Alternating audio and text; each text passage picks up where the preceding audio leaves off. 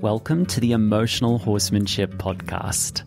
I am your host, Lockie Phillips, and I help deeply caring equestrians create emotionally balanced horses with science, empathy, and feel.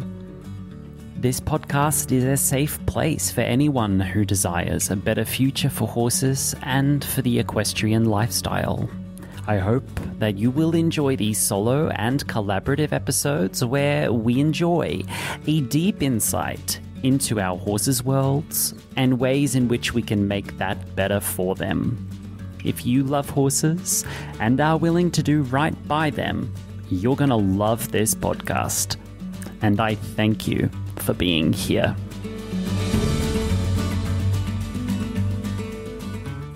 My guest on the podcast this week is Bethan Thornicroft. Bethan Thornicroft runs the famous Gawsworth Track Livery in the UK.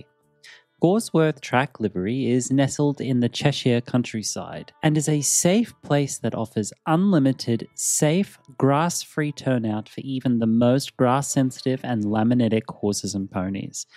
Bethan has been a pioneer in the movement around track systems in recent years. She is outspoken, she is brave, she is brash, she is smart, she is sensitive, she is emotional, and she's a terrific horsewoman that I respect tremendously. I had so much fun on this episode, and I hope you enjoy it. So here's my guest, Bethan Thornicroft. Bethan or Bethan? Bethan. Bethan. Yeah. Thank you for joining me today. Oh, the pleasure. It is, honestly, it's all mine. It feels like it's been a lifetime since we last spoke. I think the last time we spoke, I've not long had my third son and I was sat in the car. That's it. Try and get away from the children. That's it.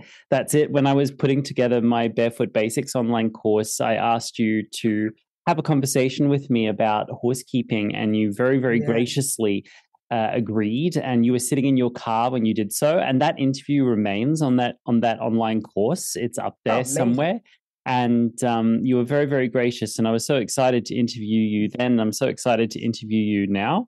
I feel a little bit like we're war buddies in a sense. We've both kind of been through some shit the last few years. I think I feel like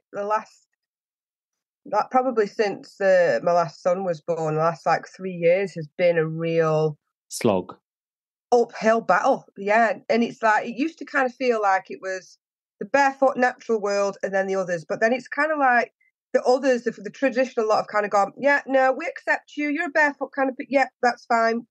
And I do feel like the traditional world has kind of gone, yes, we do accept that barefoot is healthier for horses and natural horsekeeping is for horses, but then what we've got the problem is now is the arguing just within the barefoot natural horsekeeping world, and it is vicious. It's vicious. It's relentless. And oh my god, there's I've nearly fallen by the wayside. I've nearly thrown in the towel with it, but I know. Thankfully, I mean, sometimes at the time I wouldn't say thankfully, but now I'm living on the property, and I can look out the window and see my horses. Honestly, I don't think if I got to that point, I don't think I'd have carried on. It's only because the fact I can't walk out into the living room without seeing the horses, and then I go, oh no, you've got to keep going. You've got to keep going. You can't turn your back on them because you're living there with them. When I wasn't living here, I probably could have gone, Dan, my husband, I could have gone, just deal with it. Tell them they've all got to go, and I'm not doing horses anymore. And I would have you could have switched off for it. But now, thankfully, but like I say, at the time, it wasn't thankfully. I'm so glad it's all worked out that way, because I'm glad I didn't give up on it. I totally get that. So there's so much I want to talk to you about today, really selfishly, but I like to start with a really big question. And the point is not to answer the question properly, it's just to hear you waffle. Who are you, Bethan? What do you do? And how do you do it? So I am Bethan Thornicroft. I am creator and owner joint owner along with my husband. It's kind of Bethan featuring Dan of Gawsworth Track Livery. I created Gawsworth Track Livery 6 years ago. It was kind of a drunken idea that I kind of waffled and shouted at my husband whilst we were in a nightclub, really drunk. I was like, "Have you heard of this thing?" He was like, "What?" And I was like, "Yeah, let's do this." And he was like, "Oh, sounds like a good idea." And we did it, and I thought we'd have a few little fat ponies running around the joint. I thought that's what it'd be. But no, it escalated to becoming quite the monster that I now have to continually feed. So we've got quite a large following on social media, on Facebook specifically. And yeah, if you look up, if you know anything about track systems, I don't want to blow my own trumpet, but you probably will come across us, unless you've annoyed me and I've blocked you. Yeah. Because Lockie, we do have that at our disposal, don't we? We do. We are allowed to do that. Yeah.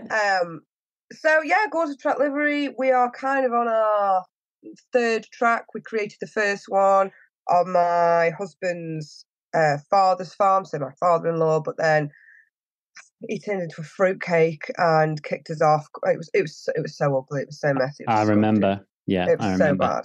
So bad. So we'd laid 80 grand's worth of surface, and I know you're just kind of setting out with your track. Starting. It's no joke. It's no joke. It's no joke. And our track was 900 meters long. It was a big deal, and we had to rip it all up and start again, go through planning permission. So we had to move from that premises onto our new premises, which was 34 acres of just green belt land. So anyone that doesn't know what green belt is, it's kind of protected. Green belt is so from development to separate towns and cities, and it's called the green belt to protect the British countryside, which I do respect.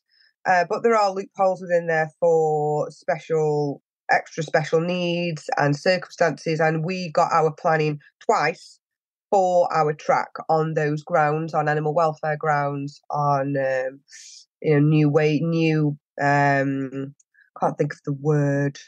I think I remember writing some sort of letter for you that you submitted in your planning. You asked me to write a letter on your behalf that you submitted to the planning committee or something. Yeah, this is it. So we asked a lot of people who kind of knew what we do, and our vets, our barefoot trimmer, other tracks from around the world. And then we also talked about, I think it's Sweden or Switzerland, I can't remember, but there's actually laws there now that prevent horses from being kept locked in boxes for days on end. Whereas here in the UK, you can lock a horse up in a box indefinitely, and there's no laws against that. So we, we used that to help our case, and thankfully we have now created what I think is an amazing facility. Yes. So I'd say the rest is history, but the story is still very much ongoing. The story is very ongoing.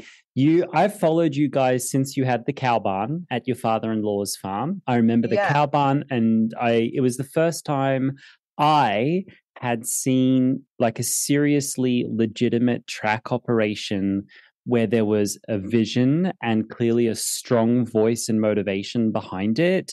I had seen communal living. I had seen open plan living. I had seen what in Poland, where I was living at the time, they called free range stabling, where it was sort of open sheds and sort of big fields and stuff. But I'd never seen sort of the continuous loop plus a communal shed plus shared resources plus multiple resource locations. I had never seen that done like that before at that scale in a public facility. So you're really the first page or images or videos I ever saw exposing me to track livery systems. So I'm going to come out here and say it's all your fault. You, for me, at a personal level, you really helped me have the vision I needed to onboard track systems as a choice for me and for my horses. If you hadn't done it, I'm sure I would have found inspiration somewhere else. But the fact that you were doing it at that time, at that scale, with that kind of popularity behind you, the cheese kind of stood alone there for a while. Now there's a whole bunch happening, but like, take us back. What was that like for you, starting a track livery system in conservative Britain?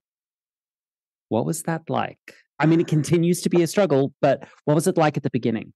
It was wild. So I'm from a traditional horsekeeping background. I'm not from a horsey family, but I started riding when I was 7, and then I had my first pony at 11. In the traditional setting, my horses came in at night, and if the weather was bad, they stayed in. They had duvet days. They were shod. I mean, I remember when I was 11, my pony was shod. If someone asked me why, I wouldn't have had a dicky bird. I'd have been that. Well, just because the farrier rocks up every so often. Yeah, that's just what you do. Do it. Yeah. I could tell you where the frog was, but that was apart from that, and horses lived on grass, and they had molly chop and all these molasses feeds, and that's what you gave them, and laminitis was kind of a thing. So when we first set up Gawsworth Track Livery, Lockie, I didn't have a clue what I was doing. It was fake it till you make it, and I was very good at putting it out there that I knew what I was on about, but secretly I hadn't got a clue. But credit where credit's due, Jamie Jackson, we read his books and I looked at stuff on YouTube. The system that he created and what he learned and then went forward to package for other people to learn was kind of a dummy's guide to. And as long as you can create that environment, so grass-free and a reasonably natural diet, meaning mixed meadow hay, free from like ryegrass and other laminitis triggers, and you get the shoes off and you allow horses to live together, you can pretty much stand back and watch horses. They are desperate to heal themselves from domestic man-made issues, and you can stand back and see the majority of these problems melt away. And for me, for me personally, and for me as a business, it was amazing because I could go, well, this horse has turned up like this, and then look at it like this, and people going, oh yeah, because that's got better from that, and I'd be like, yeah, that's right. That is sure. And they go, can you tell us more about that? And I'd be like, I'll just go back and check my book and come back to you. And and track systems they were about, but when I set up the Gawsworth Track Livery page and I started looking for other tracks, most of them were private groups. They weren't public pages. Yeah, for good reason. Protecting themselves. They were protected, and I can see why, because it's only because I'm bold as brass and I've got more front and Buckingham Palace that, I've taken. I love it. I've taken it. Whereas a lot of these other people have got, some of these other tracks, they've done degrees in horse behaviour and nutrition, and they've really done the due diligence and study on track systems, and they're probably not, they've been more of an academic person than myself, and they have probably not been wanting to put themselves out there. So they ring fenced themselves off, and they chose who they allowed in. Whereas I was like, I'm here, come see me, I'll have you. But then I did notice once Gawsworth Track Livery started to gain popularity, and how I did that was I would post on the traditional horsey pages. Now, let me poke the bear. Oh my goodness. It was absolutely crazy. People would be in uproar. They would be, oh my God, horses need grass. This is cruel. Because I'd be like saying, oh, Gawsworth Track Livery, new track system opening up, barefoot horses only, grass-free living, blah, blah, blah, blah. And they go, oh, well, what if my horse, they totally missed the point. What if my horse needed shoes? What if the farrier came along and said, my horse needs remedial shoes? And I'd be like, you're totally missing the point of this. Yeah. And I campaigned and kept putting myself on all these horsey pages, and I would get relentless abuse, really bad. And but it brought people nosy.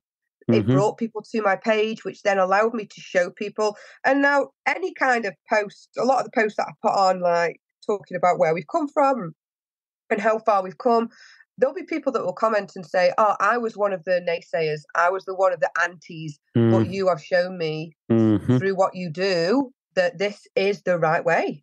So, but yeah, it was crazy. I'd be in tears. Dan would look at me and I'd be like frantically. He'd be like, smoke would be coming off my head, out my ears, because he'd be like, "Babe, what are you doing?" Like, "Nothing."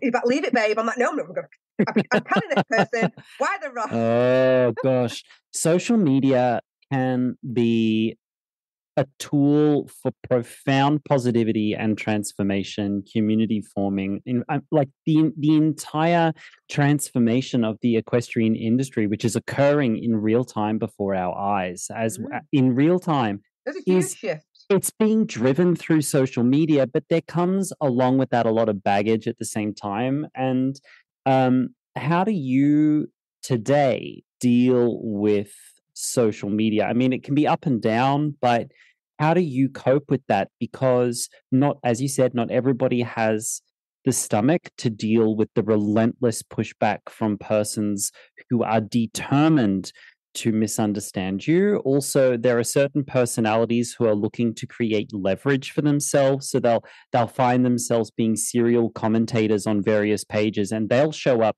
to poke the bear, instigate, or lure someone into a conversation, and then they'll stab them in the back linguistically. And it gets really, really ugly. I mean, I've got a few people kind of buzzing around my comment section lately. I'm just like, you need to just stop, because I see what you're doing. I see what you're doing. I respect you, but you're coming here to create a mess.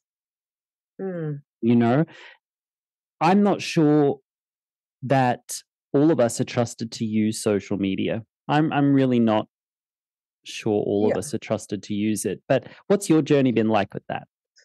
So, in the early days, hours would be lost responding to these people. And it took me a long time to recognize, to differentiate between the people who genuinely were curious and wanted to know, and people that would start a comment with, "Can I just ask?" or "Can I just say?"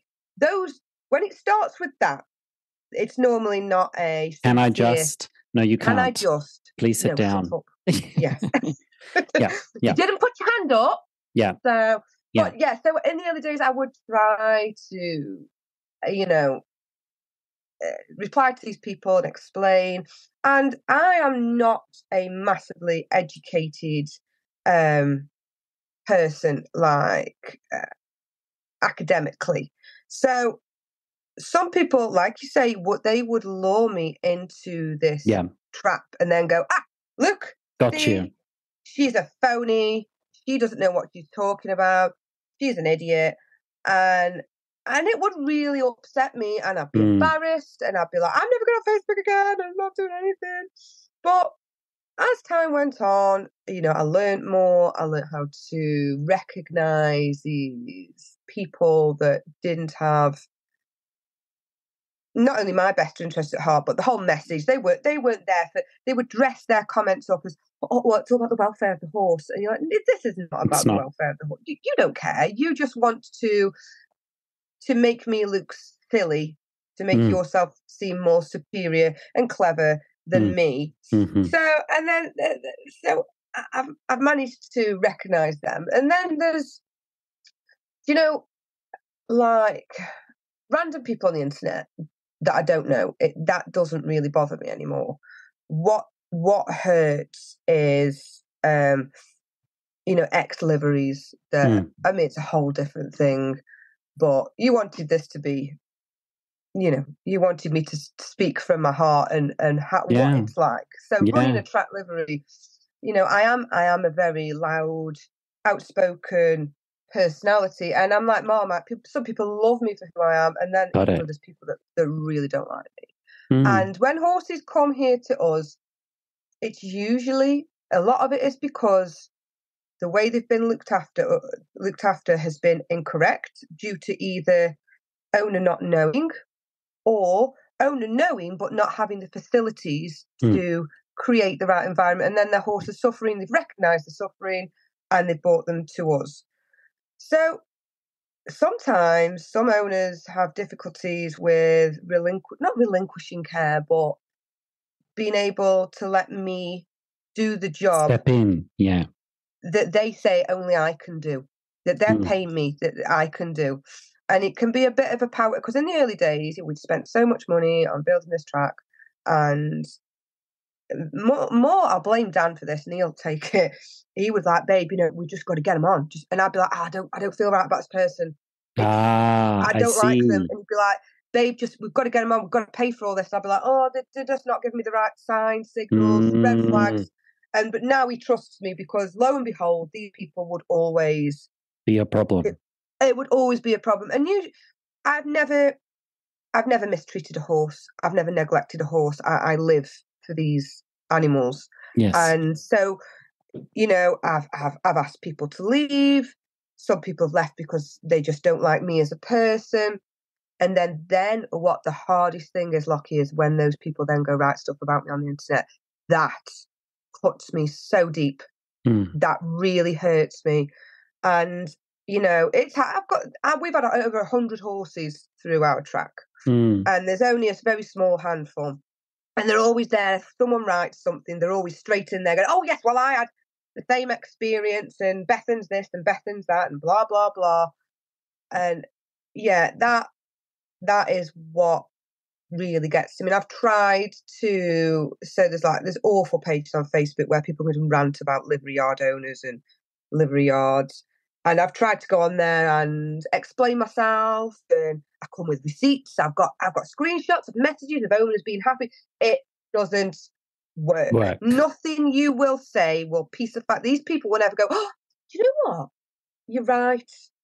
They are so bitter about whatever that they're not going to stop, and they will try to gather an army of people. So there is awful stuff written about me on the internet, but what I have recently learned or visualized to myself is, it can all be going on my phone in my hand, but then I look out the window, no one's coming down the drive with pitchforks and flaming torches. No one's banging on the door. They're not here. Life still goes on here. I can just put my phone down, walk out the door. Yeah, the horses are still walking around. They're still shitting on the track. They're still eating the hay. They're still, it's all still going on. They don't know. And life goes on the same here. So that is something recently that it's helped me so much. But yeah, it's crazy. Not for the faint of heart. What helped me to really understand my personal strategy for creating professional platforms was to abandon the notion that online was not real, or that it didn't count, or that when we're in person, there are certain rules of engagement, and there's certain social graces that need to be present, certain levels of respect that need to be present in interpersonal contact.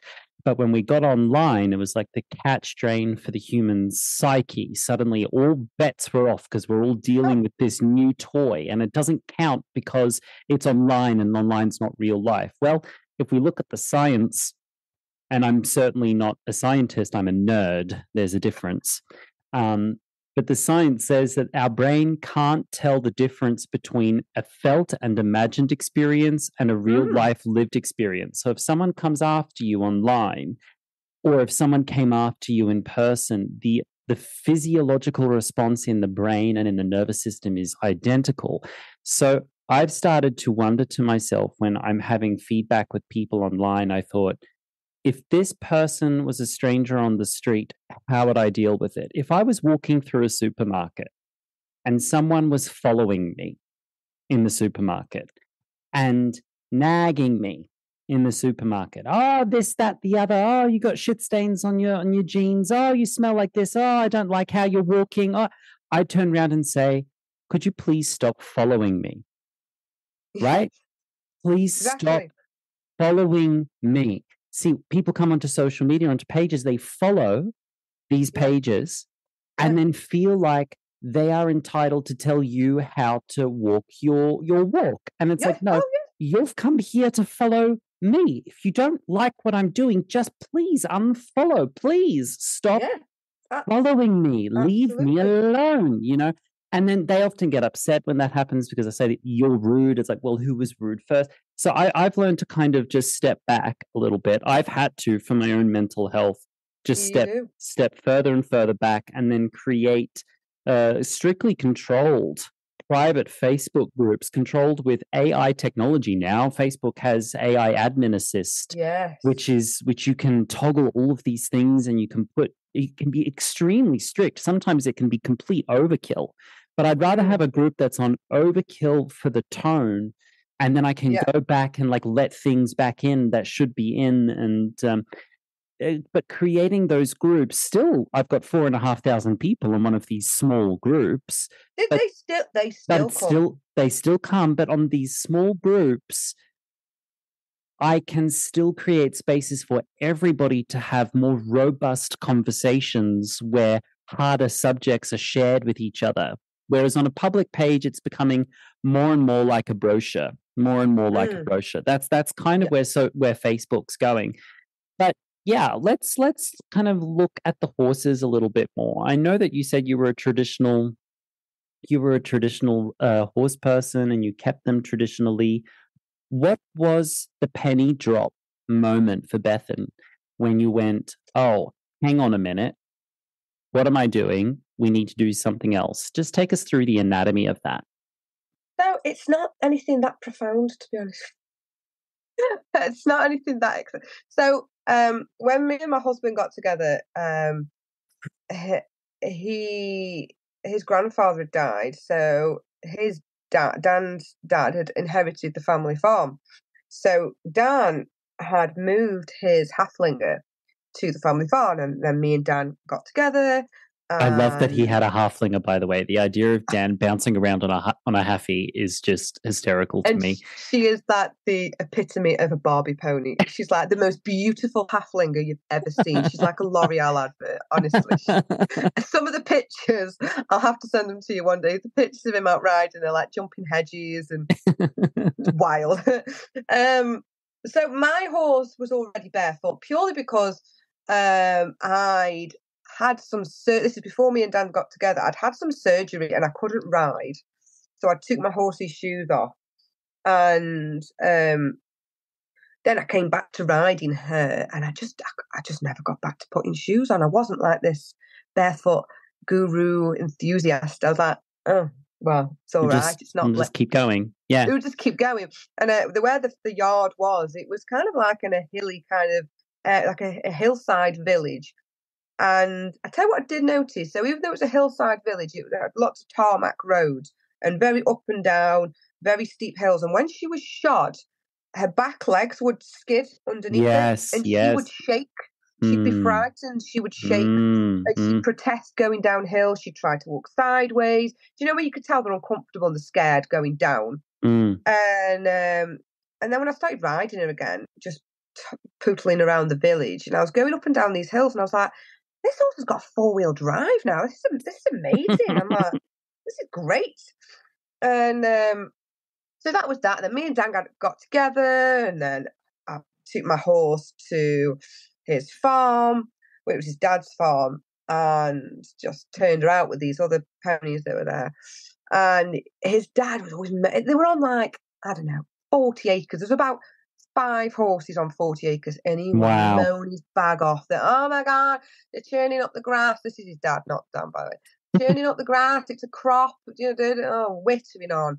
I mean, it was relentless. It was doing my head in. And then I'd seen a video on Facebook. There's a track owned by a lady called Jenny Hapiri, who rehabilitates these little mini Shetlands on this little track. And I saw them all whizzing round.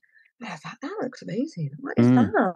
And I looked into it a bit, and I was like, this might shut that moaning so-and-so up and leave us alone. So that's what I said. We were in a nightclub. I had one too many. I'm like, Dan, there's this thing. And he's like, oh, why didn't you say that before? I said, well, you already thought I was like a barefoot fruitcake. I didn't want you thinking like, we kind of only it was very early days. I quite liked him. I didn't want him to go, well, you're mental, you are, bugger off. So said it to him, and then it was the weather kind of dried up, and then he sent me like this back on the days when I was on Snapchat of him like hanging out the side of his pickup truck, driving along, and then behind him what you could see was like fence posts one after the other. And I point them in, babe, I'm doing it. And I was like, what? He's like, yeah, let's do it. And it kind of just went up. It was 2017 or 18, I can't remember. It was the hottest summer we'd had for a long time. It didn't rain for 6 weeks, which meant all the grass burnt off. And we could have laminitic horses that were struggling. We could have them. And then with each month, we bought a little bit of surface and slowly creeped on. Yes. And that's kind of, and then it was then. So I wasn't having problems with horses, not that I knew of. Looking back, I could see there was issues. But at the time, I didn't feel like I was having it. This was just to shut him up from moaning about the grass getting... Well, I don't think you're the first or will be the last person in the universe to undertake major transformation due to parent-in-law issues. I mean, you wouldn't be... I think that's a kind of a universal, extremely relatable issue. Yeah. It was just like, do you know what? We'll keep them on this slither of land around the edge. Yep, shut him up. Down. He can keep his grass. Keep your grass. You can still mow everything. And then we started to witness these amazing things that would happen with these horses, and even with my own horses, like, you know, behaviour changed, and that you can see when horses come from living on grass to a grass diet, from then to a hay only diet, their hoof quality improves, their body changes. The body changes, fat pads. We are so used to seeing horses with crests and fat above their eyes and fat pads on the rump and on the shoulders, that it's not until they start to disappear that you're like, oh my God. There's a lean horse under there. Yeah. But then you have the other issue that comes along with owners that go, oh my God, my horse is so poor and you've been starving him and he looks awful. I'm like, where's all his top line gone? I'm like, that was just blubber. Yep, it wasn't top line. That was fat. That was just fat. And so once you shed the horse of all that toxic fat that is fueling all these metabolic issues, underneath it's a very weak system. Horse and system. Yes. And then they wonder why that horse had a bad back, and they were nappy, and they had poll issues and mouth issues and stifle issues and every kind. They were girthy, and it's like you were asking a horse to work on a very sick, poor body. So that's kind of how it all happened. It was more of an after thing rather than let's do it because my horse is in trouble. I love it though, because we need people like you who have stories like you to kind of let people know that it's okay to kind of fall into something if you're being led by the horses and by common sense. I think sometimes a lot of us get a little bit hung up and a little bit on analysis paralysis. I mean, I allow swearing on my podcast. There's a training technique I use with all my students. I call it fuck around and find out. Win stupid games, play stupid prizes. That's it. You got to prepare. It's not to be cavalier. You know, that's not for everybody. There are certain people out there who can be cavalier. Like, I have a friend I interviewed for this podcast before you, who has ridden her horses Mexico to Canada several times. She does these long distance treks in America solo by herself. She's amazing. Yeah, and she literally rocked up to the first day of her Mexico to Canada trek with zero preparation and very little practice. She just showed up. She's like, I didn't really know what I was doing. I just decided to give it a go. Right? So, like, not everyone has that kind of nervous system or brain where you could, like, you know, kind of experiment at that level. That's for a few people, but most of us have like this broad spectrum of A through Z of garden variety exploration, where if we just relaxed and stopped letting our anxiety sit so firmly in the driver's seat and instead listen to it, let it inform us, and then just have a go at something. Yeah. Right? This is it. No one's dying. Yet. Well, most of them anyway. Yet. No one's dead yet. I love it. So I want to talk, because I know people are going to be wondering about track system construction. They're worried about the expense. They're worried about grass. They're worried about mud. They're worried about adequate shelter. They're worried about horses not being able to have large open spaces to move and run freely. They're worried about interhorseal conflicts because they perceive like a narrow track as a narrow space, but then in the same token have no issue putting them in a small box. But that's beside the point. But like let's look at some of these one by one. Let's talk first about track construction. There's cheap, there's middle of the ground, and there's expensive. And you've experimented with all of the above. All of them, yeah. So our first track was, just down toothpicks and dental floss around a field, and that was it. Yeah, that was it. That was it. And looking back, I'm horrified by it now. I'm like, I don't like it. But so if you've got just 2 or 3 horses, I'd always advocate more than 2 horses. I feel like horses need more. But that's another story. Yes. Anyway, you can do a basic track, but and it can just be toothpicks and some tape, as long as you've got a good zap on your fence. Yeah. Then that leads to, if your track is interesting enough, the horses won't be desperate to always want to try and the grass, get onto the forbidden grass. Mm-hmm. So then it goes with, you could have more of a boring track if you've got more horses. Horses do entertain each other. Got it. That's interesting. More horses, you can have a more standard boring track. Less horses, you need more enrichment. This is it. But I mean, I'd always advocate for both. Really. Yeah, if you could. But horses cost money, but then adding more interest costs money. So it's 6 of one, half a dozen of the other.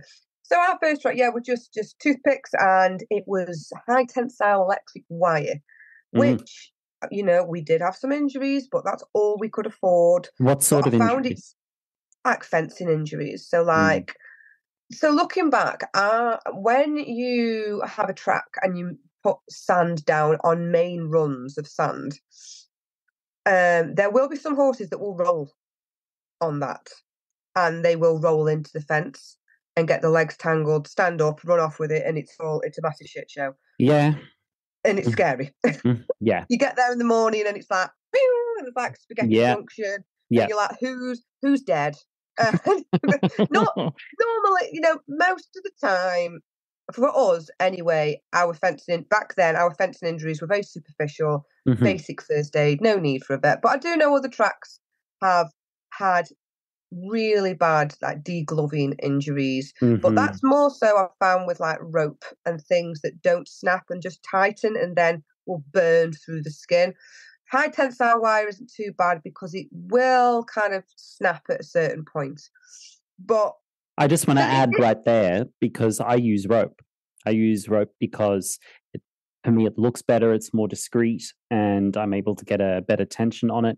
But you can buy these little accessories called Litz clips. They're these little pieces of metal with little plastic caps on it. They undo. They undo. Yes. And under enough pressure, they actually are designed to cut through the rope and snap the rope. And I had one of my horses in the summertime, because I turn them out on grass overnight because I don't have metabolic concerns with them. So I have an equicentral, so a mixture of a track, and then I still use the fields for grazing because I can. And I've got totally natural pastures that haven't been touched for 20 years, at least. So I'm able to feed it. But like I had one of them in the middle of the night not see the fence line because we haven't been on the farm long enough. Yeah. And he went through it, and the Litz clips just cut the fence everywhere it needed to be cut. No one was hurt. Good. It was absolutely fine. Yeah, absolutely fine. That is something that they're I so have cheap. Seen probably in the last 12 months. I'm not saying they haven't been around before then, but back then I wish I'd have had something like that. Right. It's like a 10-cent solution to the rope issue, and you can just cut the rope and put them in all the way along your fencing at like 5 or 10 meter intervals, and you just have these like fail safes all the way along your fencing. Yeah, that's a really good, cheap solution. Good idea. Yeah, definitely. So like I say, that when we were doing it, that I'm sure it was around, but I just You didn't just know didn't about know. it. Yeah. No. Yeah. So, there were some injuries, but like I say, nothing major. And to be honest with you, with the type of horses that we had, them getting into the middle of the grass, and that field that the track was around, that particular field was pure ryegrass. Whoa. That for us would probably be more dangerous than the fencing. This is it. So it was really always tricky, and we were aware we didn't have the best fencing. So we did try and keep prices quite modest because, it did the job, but we weren't all bells and whistles just yet. So then we did all our first track basically ourselves. We didn't dig the topsoil off. We basically we rolled out a non-woven geotextile membrane, and with like a tractor that was 500 million years old, and a trailer that was a year older than that, would just kind of drive and tip it as it went. And we did hire a few diggers here and there, and we scratted it about a bit, and it did do the job. But inevitably there were bits where the stone would move out the way and the membrane would bubble up with a big bubble of, like, you could press it and it'd be wet, mud. like a mud bubble, and you're like, oh, it's going to bust open soon. And inevitably it would bust open, and mud would just get dragged everywhere because the quad bike could go through it, and it was just, it was awful. But that track served its purpose. And then when we had to leave there, we had to get off the land. But luckily the land was next door, and we created a temporary track. So again, it was the high tensile wire, a bit better this time because Dan had got his eye in with it a bit. Still didn't have those clips though. I wish I'd had them. And I very nearly put down. Well, I did. I put $5,000 deposit down on this massive field shelter, and Dan was like, "Babe, no, I'm going to build a polytunnel for you. I'm getting this polytunnel off Facebook Marketplace. It'd be amazing." I'm like, "I'm not having no bloody polytunnel. Ridiculous. I'm not kidding. I look silly on Facebook. No, I'm having this. There's a $5,000 deposit for a $20,000 field shelter thing. There was two of them, and I paid this deposit, and then Dan got getting some pictures together of, like, because I'm thinking of a clear polytunnel, like a bloody what you grow tomatoes in. I'm like, they'll roast to death. I'm not having that. And then he started showing me pictures of these livestock polytunnels. I was like, they're actually all right. They're quite all right. Yeah, that's quite good. And it was like, so it was black on the inside and then green on the outside. So it looked nice from the outside and inside. It was cool. And I was like, oh, I quite like that. So I had to ring up this place and go, excuse me, I'm sorry, please can I have my deposit back? And they graciously did give it me back, because I think I may have cried a little bit. Not long after I'd given birth to my third son, so I wasn't quite very emotional. Oh, we can forgive you for that. Wow, this is it. Dan very nearly didn't. when he thought that wasn't going to, he was like, I was like, I've already put $5,000 down. He was like, babe, what are you doing? Anyway, so he built this polytunnel on this track, and so all the track that we dug up, all the stone, we ferried across to the other side of the farm, our land, and kind of made a very rudimentary kind of hard standing car park where we could park all our stuff. And then we had lots of concrete railway sleepers. So a lot of people are fascinated with these concrete railway sleepers. And in the olden days, well, I say olden days, like, I don't know, 30 years ago, they were given away for free from the railway lines. Heaven. And then it got to, you don't have to pay for delivery. And then it was like, the 50p each, then a couple of quid each. So if you go on like Google Earth and look above Cheshire or any kind of big dairy farming country, you'll see like a lot of these big farms will have miles and miles of their own road system as cow tracks. So they'll have acres and acres of land where then they have to bring the cows back in to be milked. So cows don't like walking through mud and, stony ground. So they walk on these sleepers, which makes a nice smooth road. So they'll have miles of them. So when we started getting ours, they were about £5 each. That then progressed to about £12 each. And Because they heard the horse people were interested, so now they're called equi-sleepers, and now they're 4 times the price. Yeah, Horse Depot 3000 they're called. And but they're really good. So let's take a break.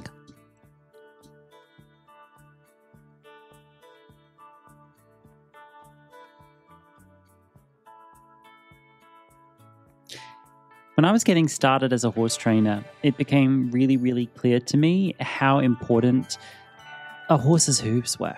It, in fact, became the primary reason why horses weren't progressing in their training, is because their training didn't have good feet to stand on. And so, with my background as a barefoot trimmer and a natural horse keeper, I knew that I could no longer bypass the question of hoof care if I was to become a horse trainer. And so, I've created a resource for my clients and for my community, teaching them modern hoof care for horse owners. It's called Barefoot Basics. Barefoot Basics teaches you the basics of modern hoof care in simple, easy English. Barefoot Basics teaches you using anatomy, diet and digestion, pathology, lifestyle, basic trim techniques, and refinement trim techniques. This has serviced over 200 people all over the world. It's a really successful course. It's extremely comprehensive. There's a lot of information there, and it's been a really important resource for so many people that I teach. If you'd like to learn Barefoot Basics, you can also find Bethan there.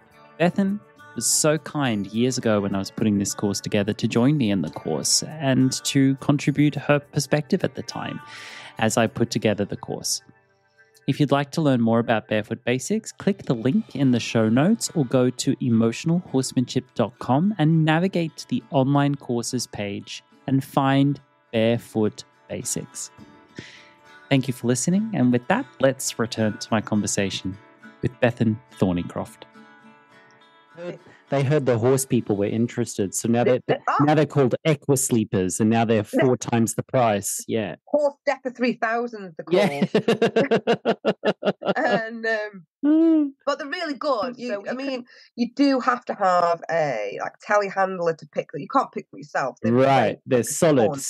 Oh, yeah. They have all metal work in them. They're what trains go over. Right. So they definitely move the telehandler, and a digger has to push them all together, and you can make the walkways, pads, all kinds of stuff. So we had the polytunnel, a dirt track, and three hard standing pads that we could put bunkers on with our large bales. Nice. And then as well as we put small nets around the track as well. And Dan also, so when we ripped out all the toothpicks from the first track, he built me this really little, it was like a little mini log cabin without all the fence posts to make me a little feed room. Oh, it's still there now. There's a bird nesting in it. Nice. It's so cute. And we've got the mud control slabs that you've got. So we had, they're amazing. And we made incredible. The feed room, and then this little hard standing area with an electric fence around it, which meant we could put a bale on there that we then used to fill nets, and the horses couldn't get to it. And so we put the planning permission in springtime and thought, right, well, the horses can live on the unsurfaced track during the spring and summer, and then by midsummer we should have the planning permission through, and then we can build, and by the time winter rolls round we'll be away. No, planning permission didn't come through till October. Horses were already hock deep in mud, apart from on the slabs. So I know there are tracks out there that are non-surfaced, and I take my hat off to people that can maintain it. That. Well, they've got the land with well-drained enough soil to enable that. And if you've got enough, there is a big track. I won't name names, but there is a big track that's unsurfaced, and they've got 40 odd horses, and they do well with it. They do well with it. So, good for them. And then there's some tracks like Amy Dell, Abbott's View. It's an unsurfaced track, but she's got a barn with hard standing corrals outside, so the horses can get off the mud. But she's down south, so it's a lot drier down there. But So we got the planning permission through, and I'm like a dog with a bone then, looking for every ground worker in the country to come and get this track done now, Love it. instantly. And we found someone, and it's so I think got the November, October or November, the planning permission was granted, and then the horses moved onto the surface track fence on February the 2nd. Amazing. I'm knowing you, I'm not bloody surprised, because you just would have looked at your contractors and they would have just jumped into. I rode them. Whereas Dan is like, I'll be like, when are they coming? I'll go, next week sometime. Like, what day? What when day? Are Time? They coming? I'm like, give me the phone. I'm like, get down here now. And I ordered all the stone. Love it. The fencing, the barn, and the cost. For some, honestly, we're talking then 350 grand, something like that. Now you're probably talking close to 500,000 with the cost of raw materials have gone. Yeah. But you've got it's a 2.5 kilometer track. Am I correct? It's 1,000 meters. 1,000 meters. Your track is 1,000. The hill. Your track is 1,000 meters. Yeah. So that's a kilometer plus a hill, and then you've got this enormous custom-built diaphanous barn, just glorious, like airy, open space barn. I mean, I saw that and I went, stick a fork in me. That's what I want. That's something like that. It's the stuff of dreams. It beautiful, really beautiful. You've got after years of struggle and the toothpicks and the dental floss and kind of MacGyvering everything together with duct tape and cable ties and hope and desperation. What it was. Yeah, I've been there too. And now you've got this properly surfaced, custom-built, beautiful facility that you can just enjoy for decades to come, and you can enable horses to come through your doors and be healed by a healthy lifestyle. I mean, at some point, if you test a business out and the business is working, there comes a point where you need to shape up or ship out. You're going to do it properly, or you're going to get out of it altogether. And you guys decided to do it properly. Take my hat off to you. I do. It's fabulous. Well, it was, I feel like we were one of the first ones to be properly purpose built for what we do. Yes. I mean, that, there might be someone that'll come out and go, no, I did it first, but, and if there is, I'm sorry.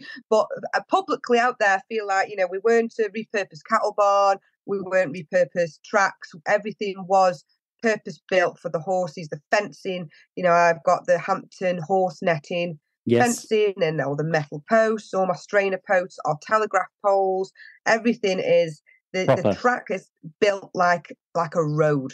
It will never wear out. No holes will ever appear in it, because it's not just the horses that have to go round and wear and tear on it. It's we have 2 quad bikes and trailers that are going round, there's a tractor that goes round, sometimes the car that goes round, and it's relentless. It's all, there's probably, we have the staff start at 8 o'clock in the morning till probably 1-2 o'clock in the afternoon, and then we start again at 5 till, well, if I start going on my side quests, as Dan calls it, we can be out there till, I don't know, when it's summertime, I can be out there 10, 11 o'clock at night. Yeah, I know what that's like. I can be out there finding like random corners of like farm scunch.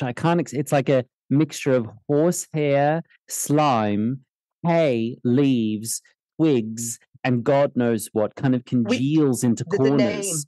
We call that slutch carting. We need to go slutch carting, Dan. Slutch carting? Can I quote you? Cart the slutch away. Oh, I love that. Okay, so I can find myself sort of digging around in corners, and I have to take deep breaths and put blinkers on sometimes when I walk around my farm. I don't do that.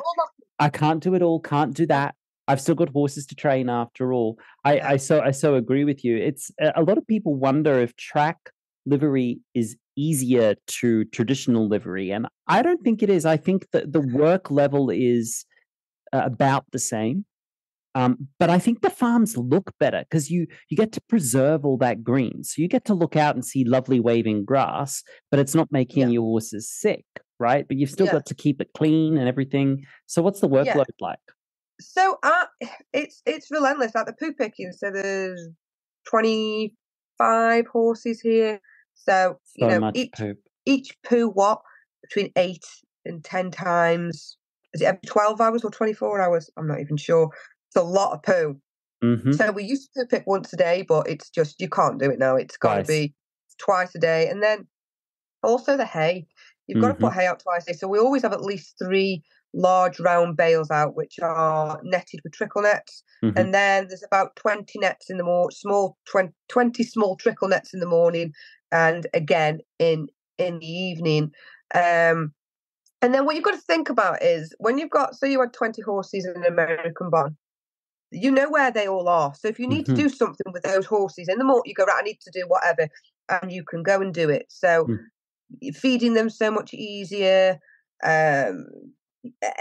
hoof care so much easier because you know where they are. They're right so where you much of left the them. day is taken up with finding Looking for them, looking for horses. And having a big track is great, but it's it's a lot. We're going around on the track, on that quad. It's like 20 times. There's a constant bzzz in the background, a quad just whizzing around all day, every day. But it's great for getting your steps up as well. So sometimes it's exercise for us. Dan, about you jumping on quad. I'm like, no, walking, gonna get my steps in. Yeah. But the work it's hard work, and you've got to love it, and you've got to to do it. It's so hard that there's got to be the payoff of seeing these horses get better. If you were doing it and the horses were still ill or you were still having these issues, you'd be like, oh, just stick them in a field and let's just leave them to it because they're not getting better. Whereas, every day we have horses come to us, and every day you see them, not every day horses come to us, but every day when they come to us, every day we see them making these percentages of improvements. Yes. The latest one that we've had, Wex, he was probably the worst we've ever had. Really? Laminitis? Yeah, it was originally laminitis before he came to us, but then by the time he got to us, it was incorrect hoof care, which was the problem. But I am saving his story, and it's so hard for me not to. I want to tell everyone about everything, but I'm going to have something made which will hopefully be able to tell his story in full Technicolor properly. Yeah, without me just rambling on. I'm going to do it in a way that's going to be properly edited and show everything in a proper timeline. And then it's something, because with Facebook, it's what, you could log on and it's just what's happening on that day unless you go scrolling back. Whereas this is something I want people to be able to find, and it's going to tell a case study. So, but yeah, there's the mental aspect for us, the strain of looking after these very, very poorly horses who it's last chance saloon for a lot of them. So, you've got to take the owner's kind of hopes and wishes and dreams for these horses to get better and kind of hold it together for them. But secretly, sometimes I come in and I'm broken for these horses. And it's hard, but they do get better inevitably. So have you ever had a horse you couldn't help? Yeah, so there was one. She was an ex-racehorse, and she was on box rest. But before she came to us, she'd injured herself. She was sold as a pet. She wasn't a racehorse at the time, but she'd been a racehorse. And a lady had her, and some injury had happened to her leg. And whilst on box rest, laminitis popped up, which is quite normal from being just stood in and sometimes being given rye hay and loads of bagged feeds and corn and loads of medications. You can tip them into a laminitic episode. And that's what we originally thought it was. And she came to us, and she initially she wasn't too bad. We kind of got going a bit, but then she just really deteriorated in her body and her mental well-being, and she just went really poor looking. Despite us feeding her, she was given vitamins, minerals, everything you could think of. We threw everything at this horse. She just didn't get better. The other horses could tell she wasn't right, and they were kind of shunning her a bit. And the decision was made to put her to sleep because she just they did blood tests on her, and there was the marker for a big inflammation within a body. And afterwards, I'm sure they did an autopsy on her, and she had some kind of infection in her womb. Oh, horrible! Which would have meant the treatment of that would have been going to a hospital and being lavaged out. And she was very, very stressy, this mare. And I just don't think, even if we'd have known then, I still don't think they would have gone ahead with going down such an invasive route. I don't know, but yeah, we couldn't save that one, which is, I sometimes still think I should have tried something different. It pecks my head a bit, but we can't save all of them. We can't save all of them. And some of these horses, they are, so much is done to them before coming to us. Not out, these horses that come to us from vets and farriers, and people say that vet and farrier bash. I don't think vets and farriers are getting up in the morning going, "Oh, let's go mutilate a horse, or let's go hurt them." No, I do not think that at all. No. Not, everyone that goes into the horse care businesses, most of them are doing it because they have their horses' best interests at heart.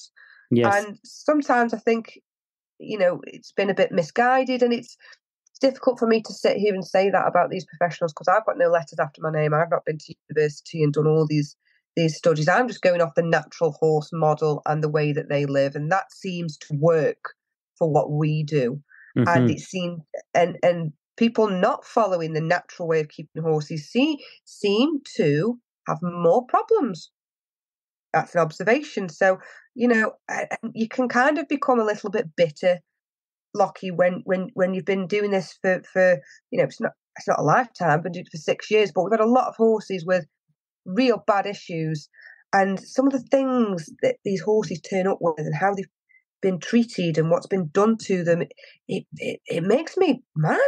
The level of intervention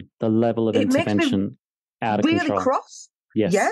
It's escalated to a point of madness, and it's just like, why have they been doing? And these horses come to us, not just physically what's been done to them, like all kinds of contraptions on the feet and awful invasive trimming methods. These horses come to us and they're either aggressive, shut down, they don't know how to horse. Some horses at night time, they'll turn them out on the track. As soon as it goes dusk, I had one that would come and walk itself up and stand in the barn all night. And I couldn't feed it hay in there because then that would be reinforcing that behaviour. I just had to leave him, and eventually, now he hates coming to the barn. He will not come to the barn. Right. He's very much out there. And then I had one come to me that one of my staff in the next morning was like, I've not gone into him because I think he's going to kill me. And I'm like, no, he's one of these horses that would put his ears back at you that much, and he would bite that you could hear his teeth like snapping behind you. He would never make contact. But if you didn't know, you'd think he was going to kill you. But he'd been locked up for between 9 and 11 months. He was taken out once a week to be stood outside, tied up to have the sun on his back, and then put back in a stable because they didn't know what else to do with him. All the vets could prescribe was more box rest and maybe a small in-hand turnout. Now he's sound and flies around this track 1,000,000 miles an hour and as happy as Larry.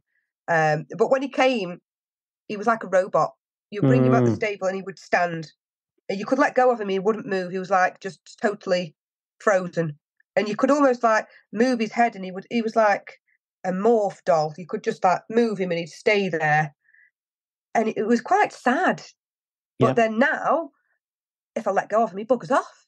Good. And he'll try and go and eat hay. And they'll go, oh, he's been a bit of a monkey. I'll go, this is brilliant. Great. He's being a horse. He's got a personality. He's realised he can make his own decisions and have an opinion, and he's come out of himself. And I think it's wonderful to see. Me too. Whereas other people think it's naughty, but I'd rather have a naughty horse being a horse than a robot. Yep. Yeah. Locked in a box. If I was, and I think you feel the same, I have a suspicion that if I was a horse in some of these environments, I would be the most sour, defensive, pushbacky problem horse. I would just be a nightmare for these people. And Yeah. some of these horses, they know they're going to get reprimanded. They know they're going to get punished. They know they're going to get a smack. They know they're going to be kicked in the belly with a steel-toed boot. They know they're going to get slapped across the face. And they do it anyway. Just punk rock. These horses are just like, they're ready to watch this human world burn down because, frankly, it's not that they don't give a shit, it's that no one around them gives a shit about them. And it's wildly egregious what a lot of standard practices are. I'm looking forward to a world, Bethan, where it's no longer controversial to talk about kindness and patience. It's no longer controversial to not add something to the end of your horse's leg. I'm looking forward to the world where it's no longer controversial to talk about horses having feelings and having their own decisions. I'm looking forward to a world which sort of rights itself, because right now I feel like the world is kind of upside down. And I see the work that you're doing with Gawsworth Track Livery absolutely contributing to that, because I think the tide of change needs to kind of start with horse keeping, because if the horse keeping's in place, the training is easier. It's just easier. Yeah. Oh, yeah. It is. Yeah. But do you not feel that a lot of negativity, the way people talk about horses and two horses, is kind of perpetuated and started within the traditional settings, and in especially like when I was growing up as a teenage girl, you get girls go, "Oh, it's a fucking idiot! Oh, it's a right bitch," and it was just the dialogue that young girls would use to talk about even their own horses. That's a great question. Let me share. I'll share this story with you. In a couple of weeks, I'm doing a clinic in Upper West New York State, and at that clinic will be a sponsored participant who was sponsored by my student community to attend. She is 16. She was at our clinic last year, 15 years old. She showed up with a 19-year-old quarter horse, impeccably trained in Western sports. Very, very nice horse, but a certain level of shutdown about him as well. Very, very good boy. Yeah. Yeah. We did the clinic, and I could see lights going off in her eyes the entire clinic, just like, what? And, I'd see her sort of start to get a little bit handsy or leggy with the horse, and I just go, whoa, whoa, whoa, whoa, just patiently, it's all right. You can just ask nicely and wait, and he'll figure it out. And she was like, that's allowed? Like, wow, they just need permission. So there was that. And also, she wasn't around peers in my clinic. It was this is it. Women around my age. There was an old woman at the clinic. It was a very supportive environment.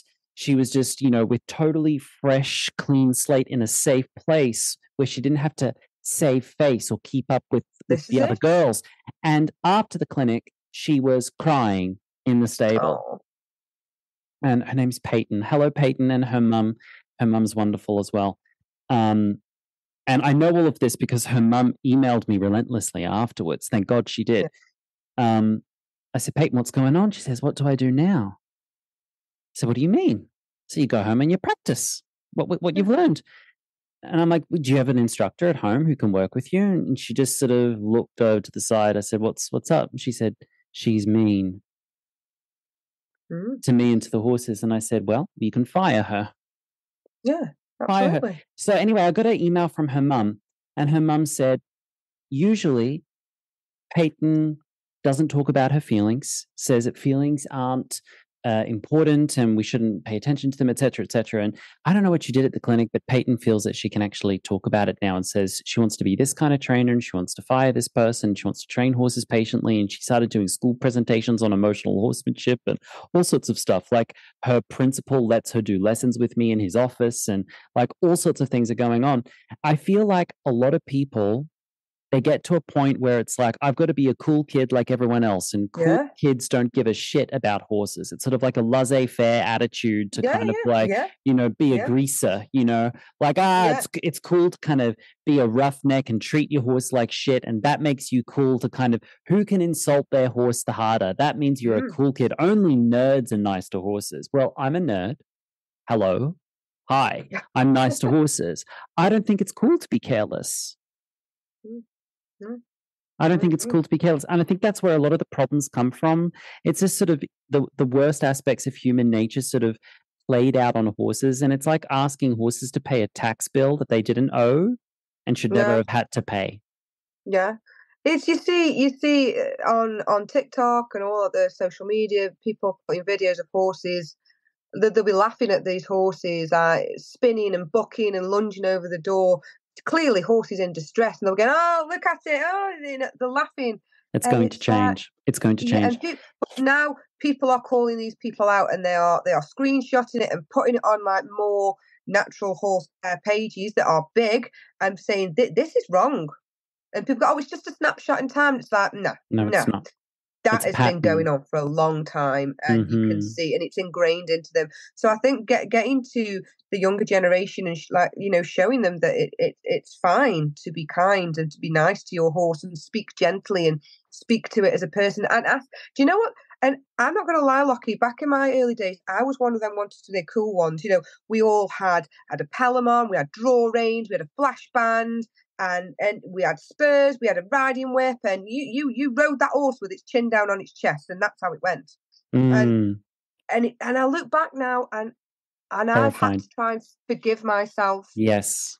For that, and that's probably one of the reasons I work so hard to do what I do do it well. But it's something I've learned, and once upon a time, I had this. I have an equine dentist, and he's absolutely amazing. His name's Paul Wardby, and and when he first came, and he'd walk up to this horse and go, "Oh, hello, I'm Paul. I'm the equine dentist, and I'm here to help you. And do you have any problems in your mouth? Are you uncomfortable in any way? Are you struggling with anything?" And me and Dan were stood there like, "What is this? Is he a wackadoodle? Whack? What is he on about?" But I tell you something. The horses adore him. Oh my God, these horses just melt. And we've had owners say to us, "Oh, my horse has to be sedated for the dentist." People adamant that these horses have to be sedated. I can't even tell you how many. I put on my owners group saying, "Oh, I've got the dentist coming," and all the new ones. I go, "Oh, well, my horse has to be, especially the back teeth, has to be sedated." I'm like, just leave us to it. We've never, ever had one horse. There you go. Ever. And so now, even Dan, we walk up to horse, so hi. So like Wex with his poorly feet, I'm like, "Hi Wex, I need to put your boots on. Can you just lift one foot just a little bit for me?" And I swear to God, Lockie, people listen to this going to think I'm crazy. And they know. They understand. Of course they do. And I think you're crazy not to approach horses that way, because there's a lot of science to support that the horses understand us at a very sophisticated level. They're paying attention. They might not speak English, but I swear to God, I've had horses speak English. I've got so many stories I can tell about this, but like when I'm at clinics, I have horses after about 45 minutes, horses start sort of coming up to me and looking at me and going, "Who are you?" Like Harry Potter and that snake. Yeah. And I say, "Hi, how are you doing? Are you having a nice day?" And they go, "Oh," like this. And I swear to God, if they spoke English, the horses would just say, "This is just so civilized. Thank goodness. Someone with a pound of sense," they would say. "Excellent. What can I do for you?" And I've had one horse just lay down and take a nap, and I'd say, "Fabulous. That's their clinic." And one horse was like, "Right, I'm off.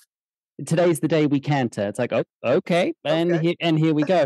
And like my horse, Sanny, who you know, and you love him as well, but I had a lady working for me a few years ago, and she was trying to take him on a hand walk off the farm. I was working elsewhere. I'd had her come over and check on them, and I asked her to take him for a walk for his exercise. He wouldn't go down the driveway. She tried all the techniques, all the pressure and release and all the rope things and all the bits and pieces. And he just planted. And he's a brick shit house. So when he decides not to go, it's not happening. And then she gave up and looked at him, said, "Sanny, I know I'm not Lockie. I know. But Lockie has asked me to take you for a walk for your health. So can you please be a good boy and come with me?" And he fucking did. He just did. She just explained to him in English. I talk to my horses in clear ass English all the time, and they get it. They get it. Yeah. They get it.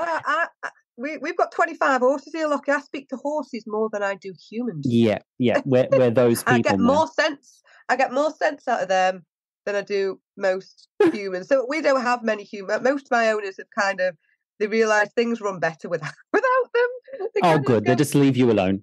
Excellent. Leave me to it, and they'll go. Fab. I'm just. Can I come? And they're allowed to come whenever they want. I don't have a strict kind of. You don't have to let me know, but they'll go.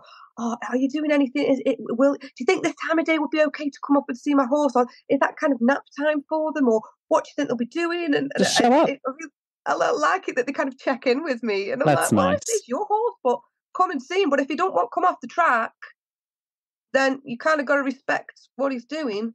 Yes. So it's. I do feel like we're fostering a community.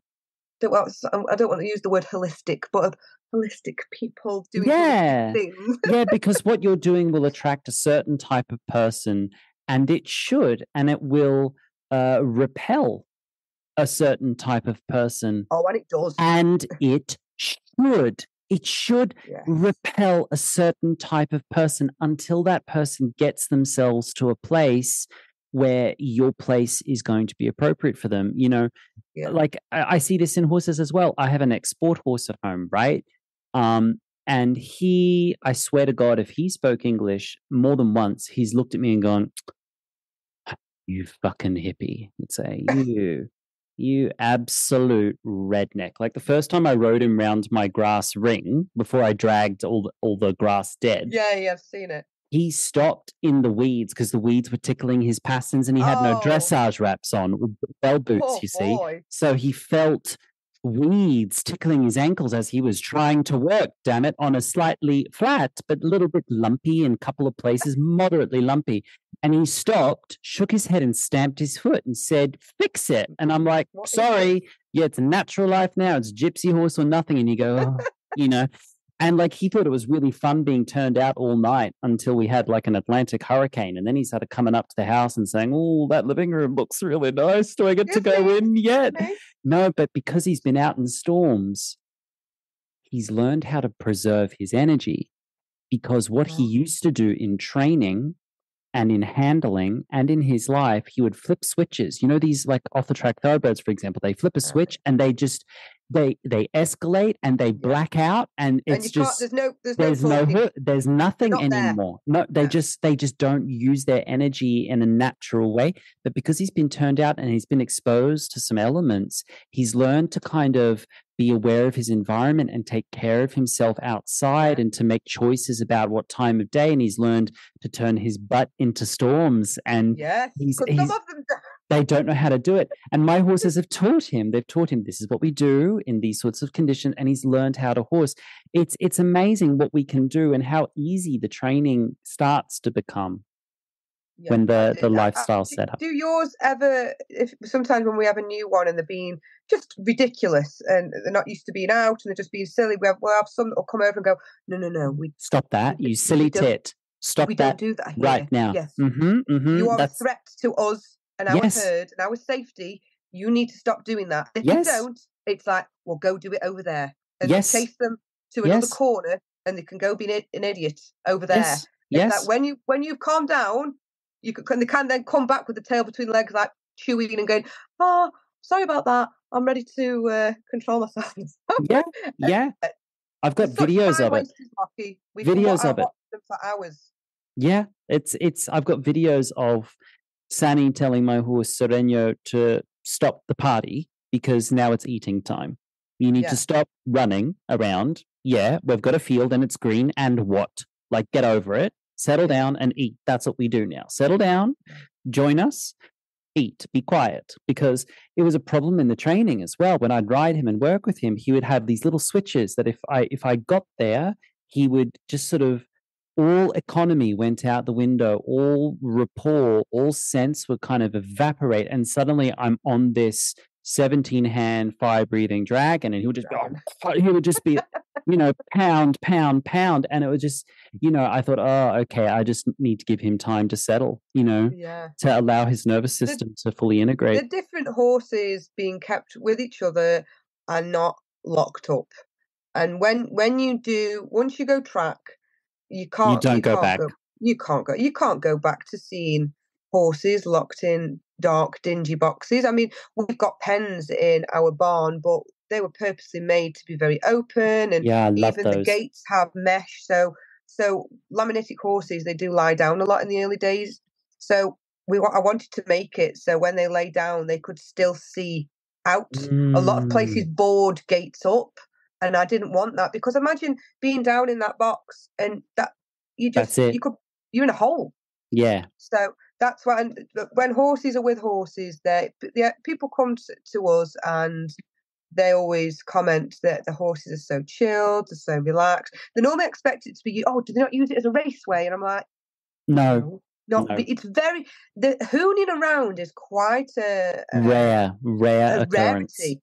It's very rare. They don't really do it very much. Most of them mooch around in single file as they would in the wild, kind of just do. Oh, we'll stop here, and then someone will go, oh, you're a bit too close to me. And all right, okay, I'll move over here then. And like, oh, you can come here. Well, that's my girlfriend. Or but them two are both my girlfriends, so don't talk to them. And it's great to watch. And then you realise that, people say, oh, I see things written about me on forums and stuff like that. Oh, she's become blinded. She's so narrow-minded. She only wants to hear her own voice. And it's like, I'm guilty of that, Lockie, but I don't think I am narrow-minded or closed-minded, because I have lived that life before. Yes. I have done both. Yes. So they're the ones that are narrow-minded, because that's all they've done. Yep. I have done both, and I can see, which is the better way. And people say, oh, we haven't all got that kind of facility.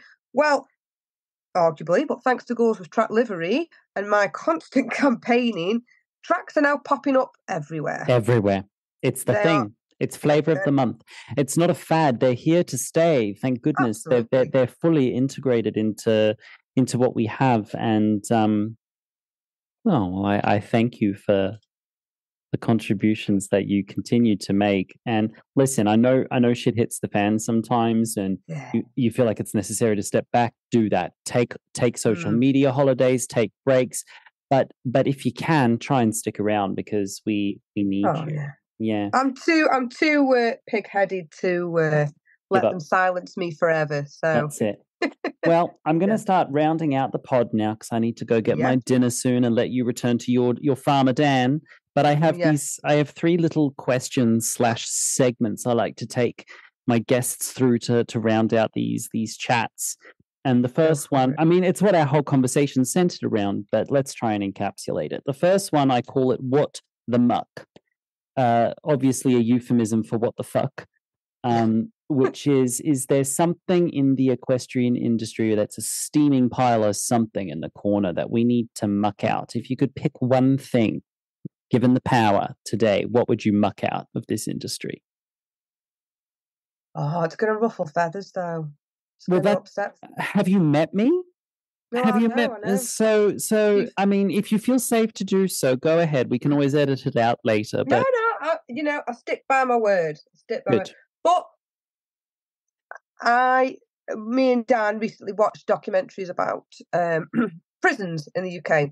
And every episode started with aerial shots of these prisons. And I said to Dan, the first few seconds, if I said to you, oh, look at that livery yard, you would not argue with me that was a livery yard. Right. So it would be the traditional livery yard, because, that's what I'm fighting against. And people say, oh, there's a place for them, there's this and there's that. And, in the early days, I go, oh, yeah, well, there is, because, this, that, and the other. But now I'm just like, no. I'm not sure there is. No. Not sure there is. No. I feel like there's always a better alternative.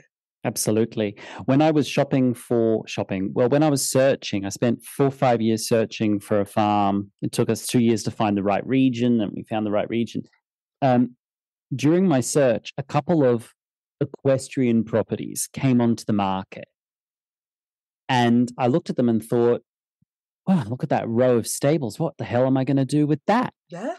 maybe I can use it as hay storage, a tack room, feed. Maybe if I knocked all the walls down in between them, I could have a diaphanous space, a little bit like Bethan at Gawsworth, I thought. Yeah. I'm like, what am I going to do with that? How much money am I going to sink into rejigging that row of stables so that I can use it the way I like to keep horses? And I mean, there was one that came up that was sort of smaller, but it was still stalls. I thought, what am I going to do with that? Like, I'm really, even if I had it, I felt like I'd be tempted on bad weather days to put them in for my, and I thought, no. So I ended up finding, a good house with just a virgin piece of land, and I had to do it all myself and kind of it's so beautiful. set it up for scratch. Thank you. Thank you. Good. It's, 4.5 acres of just delight on my own. Just delight on my own. We're going to have landscapers. I found a lovely German landscaper locally who's going to come in and redo the other half of my track to make it completely winterproof. So how many meters will it be? The track's about 450 meters with 4 horses on it. Well, I added another 100 meters through the middle of it that's unsurfaced and will remain unsurfaced. So it's about 500 meters of track overall. I still use the open spaces as well for grazing, but only once our heritage pasture has gone to seed. So once it's gone to seed and it's gone yellow, then we graze it for short periods of the day and we're on hay. But it's just us, and it's lovely. It's so nice. I love your Instagram. I love the brickwork on the house, and it's your little shelters with. Thank you. It's a cute little village. Adorable. I'm enjoying it very much. All right. Good. Second question is: how are you contributing towards the tides of change? Because we're experiencing major industry shifts at the moment. Or if that's already been answered today, define the tide of change. So, we are quite often, since we've started, we are approached regularly by colleges, universities, and I think, and I'm not going to lie, having 30 students rock up at my farm I find it quite traumatizing. It's anxiety inducing, right? But I feel like, going back to the young girls wanting to be cool and trendy, I feel like these are the people you need to speak to. And boys, these are the people we need to show there is a better way. And so many of them are at the end like, I didn't even know this was a thing. And then they walk around and they'll go like, because they'll all be sat in the barn all together, like not really making eye contact. And they'll walk around the track and they kind of split off a bit, and then they'll come to me and go, "It's really cool. It makes sense. That's really good. I've got a horse that would really benefit from this," and I think getting them at the younger ages is good. Essential. There are the older generation that have come round to it, like myself, but then there's a demographic of people that are just very much set in their ways and won't change. Yeah, they won't change. So they're too tired. I get it. Just leave them to it. So that is where, I do a lot of podcasts, I do a lot of interviews, a lot of magazines, books, Zoom meetings with during COVID. So I've done lectures about like this, and like I say, we welcome colleges, universities, amazing, to our facility. So that's the best way I can contribute to a greater change long term. Love it. That's fantastic. I so agree with you. The future is with the educators and those willing to share information and experiences with others. That's where we're going. That's wonderful. Yep. And finally, last question for today. We're in an age of learning journeys. Everyone's on a learning journey. But journeys are only journeys if they come home eventually, because if you don't come home from a learning journey, a process of discovery, then it's kind of displacement.